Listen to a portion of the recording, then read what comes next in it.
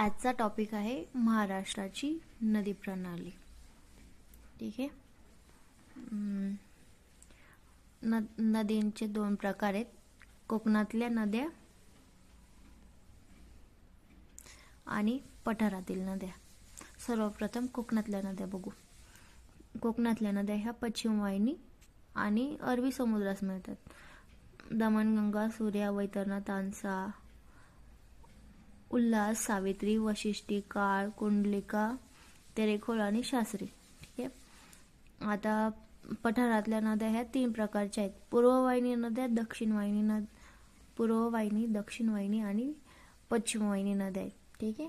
त्याच्यातल्या आपण बघू पूर्ववाहिनी. सर्वप्रथम ह्या बंगालच्या उपसागराला मिळतात. पहिली गोदावरी, भीमा आणि कृष्णा.